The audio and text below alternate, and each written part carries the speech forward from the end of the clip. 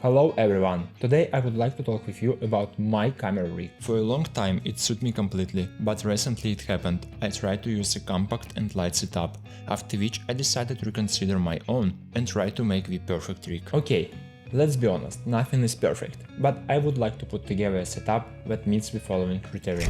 My rig should be universal, compact, have a great look and be balanced. Compactness and appearance are relative concepts, because each person has their own, so I will leave it to you, evaluate it in the comments. By versatility, I mean using one standard platform. In my case, it's Manfrotto type. I want to be able to mount my rig to any equipment that I use. This can be tripods, gimbals, or suspension systems. The second important criteria is the weight. It's very important to correctly distribute the weight of the camera, so that the load is evenly distributed. This way we get a natural way of stabilizing the camera when shooting handheld. So we figured out the main criteria. Perhaps over time we will change or new ones will be added. And now let's go through what we have at the moment. The body itself, full cage from Tilta, 15mm rails, and follow focus nucleus nano M, rocking on 24mm lens, matte box, and docking device SSD. At this moment I'm using base plate from DJI RS2. It's a quick release plate that replaces the stock base plate from Manfrotto. It's the first thing I would like to change my setup. Let's be honest, the idea of creating a quick release plate is incredibly cool. It was supposed to allow us to quickly set the camera on the gimbal. And if you buy several of these plates, then you can completely forget about other ones. But in reality, unfortunately, it doesn't work. First of all, the base plate itself, which is attached to the grip, has a small contact patch. Just look at its size. This is clearly not enough to hold such camera. If I want to put the camera on a table, the camera just crashes. In addition, we have a second significant flaw. This is a huge space between the surface of the plate and the lens.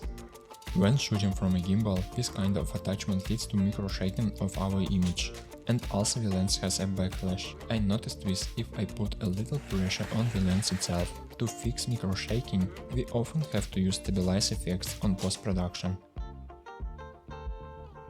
You can tell me what the included lens support can be used, but in my case it goes beyond the plate and can be placed to focus ring only. Because of the pressure on this ring, it's so difficult to move it. As for the belt, I think it's only add extra pressure and stress to the bayonet of the camera. I don't really like it, it looks terrible. I hope that we in the future DJI will refine this system and we will get a new version of this quick release plate. In the meantime, I decided to replace this plate with another from small rig, namely the quick release plate extended version. I was thinking about getting a base plate, but I opted for extended version because it has one small advantage that I will talk about a little bit later. After replacing the plate, we get a large attachment area. We can even put the camera on the table and comfortably work with it from all sides. To install the camera on a tripod, we need to remove this guide, which doesn't allow us to move the camera forward on the tripod head.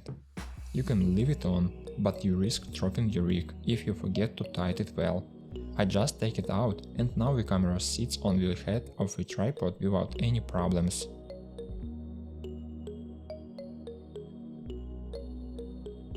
And I have no problems with gimbal either.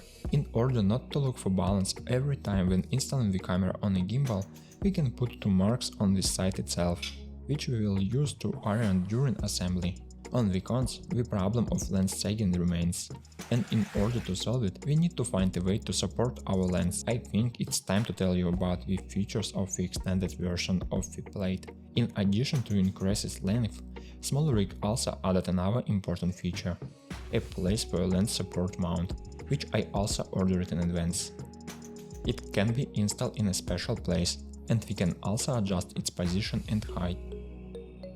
You can also use the belt as an additional support. But I made a mistake, a huge one. Did you notice?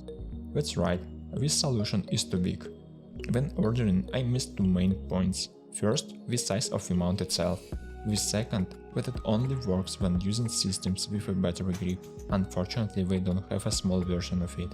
At first, I was upset and even thought about dropping everything and returning it as it was. But after looking at the mechanism and thinking for several hours, I finally found a solution. I only need to cut about 2 cm on each side, so that I can install it in the place I need. We will also need to make a new hole and thread to keep the original mount. I decided to ask my friend for help, because I didn't have the right tools for this task. Without thinking twice, I put everything in the box and gave it to him. After a few days of waiting, I got everything back, and let's see if he managed to do what we need. Opening the box, I was amazed. Everything was exactly the way I wanted it. Our lens mount is about 2 cm shorter while retaining the original mount. Oh yes, I completely forgot to tell you, I also had to slightly modify the second bolt for our fastening. This is what we used to secure our mount to the platform. However, the original bolt was too big, and with it wasn't possible to set the platform on the tripod head. Okay, let's assemble our rig and look at the final result. Now this system looks much better.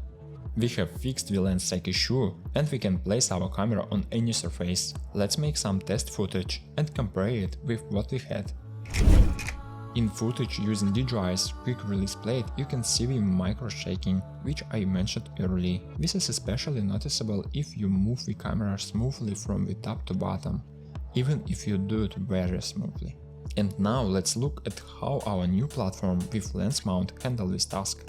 The micro shaking has become much less, and the gimbal itself began to work much better and smoother according to my feelings. Answering the question, was it worth the time and effort? Definitely worth it. We solved several key problems at once. And working with such camera is much more pleasant. That's all for today. Write your opinion in the comments and tell me about your rig. See you in the next video. Bye.